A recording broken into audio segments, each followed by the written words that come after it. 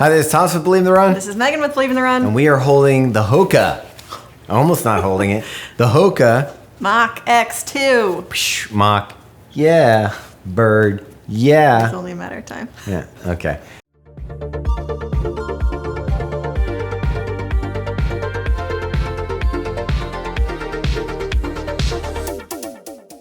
This is an exciting shoe. It's gonna get a green light. I'm jumping ahead. I'm jumping ahead. You can't do that. I can't do that. I'm doing it today. Anyhow, Meg, let's get into it. Let's talk about this upper.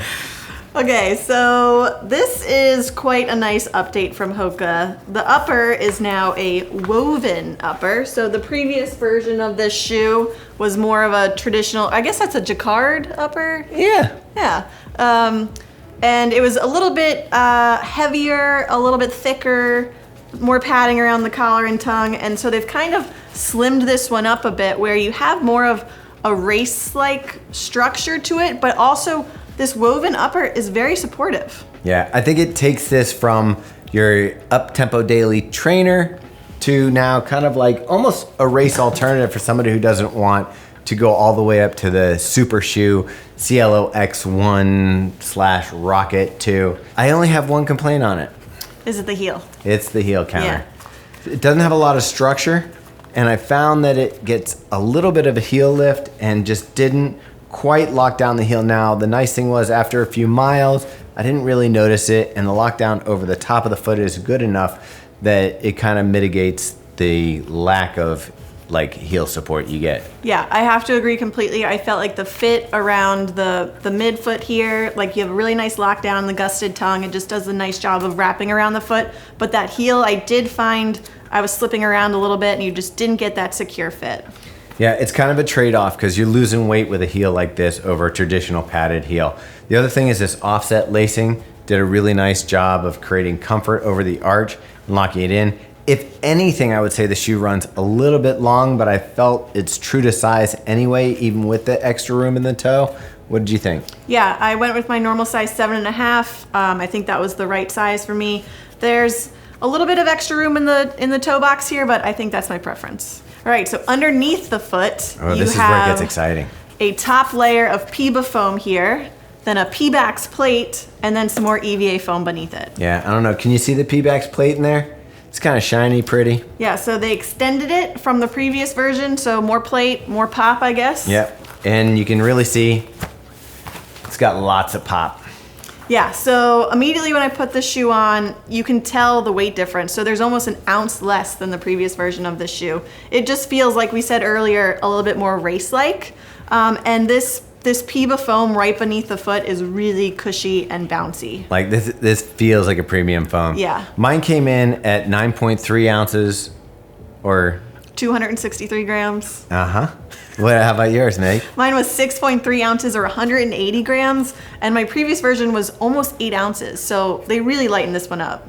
Yeah, and it feels really nice with the rocker. The two foams work excellent together. You get kind of maybe a little more stability with the EVA blend on the bottom, and you get that nice cush. The plate helps a little bit. Again, though, I'm going to say the side-to-side stability of this shoe is not what I would call stable. So I think I would reference the Cielo X1 here, and I think that's where some of the inspiration for this update came from. You do feel like you have a bit of that race-like up on your toes, a little less stable, a little more fast than maybe in the previous version or in some of their other shoes. Yeah, so this isn't a shoe I would necessarily recommend to anybody who's looking for stability in their shoes. It has that really soft foam, so you can roll from side to side and this and that. So it's not, even when you're walking around in it, I feel like you get that really soft bounce, but again, it's not like a very stable feeling. Well, and you are up on your feet quite a bit. So for the men's, it's 44 millimeters in the heel, 39 in the forefoot. For women, it's 38, 33, so 5 millimeter drop, but you have a lot of stack underfoot. Yeah. The rocker on this, I took this out for longer runs and it just rolls through your stride. It does reward you for going a little faster, and the cushioning underneath was like almost dialed in exactly where I like it, if not maybe a little soft. Yeah, I've been doing a lot of 10-mile runs in this marathon build, and this is the shoe that I love to lace up for those. Not that I have any specific speed goals or paces, but it feels good for everything, from the really slow to the even when you want to pick it up, it just feels great. Yeah, Hoka's really knocked it out of the park. In the past, we've kind of bashed them for some of their foams. I really think it took them a long time to get here, especially from where they were, to get to these foams that just feel great on your foot. The brand kind of like plateaued, I felt like a couple years ago. 2 years ago, I was like pulling stuff out and I was like, I can't find a good Hoka shoe anymore. Now I have the opposite problem. We got the Skyward X, you got the Cielo X1, the Rocket X2, this guy right here, the Mach X2, and even the Mach 6. They're just really good shoes. The foams, the fit, everything's coming into place. I mean, the only thing now I can complain about is sometimes their colors aren't my favorite. I mean, I love this colorway. We've seen across some other brands too, this teal and white look, very into it. Yeah, this one happens to work for me, but when we were going back to the Mach before this, you already took it away? Did I throw it someplace? You threw it on the ground. All right. In a fit of rage. Yeah, this was very similar to the men's colorway, and I was like, a little too soft for me. I want something a little more edgy. But, you know, they did come out with the Rincon in a traditional color that, yeah, not really in love with that either. So I don't know what to tell you. This one comes kind of the closest to where I'm digging some of that stuff, but I kind of alluded to it in the beginning. Kind of. Yeah, you flat out said, what light is this getting? This gets a green for me. It's fun to run in. Feels light on the feet. It just... like this one is your mileage gobbler. Like it's just really good. And the Cielo X1 is one of my favorite shoes this year, period. I probably wouldn't use it for racing. I like it better for daily miles. This is intended for that. This is actually a little bit lighter than the Cielo X1, but still gives you that same feeling that you get out of that shoe, that really nice cruiser. The rocker's in the right place. This Pebax foam feels amazing.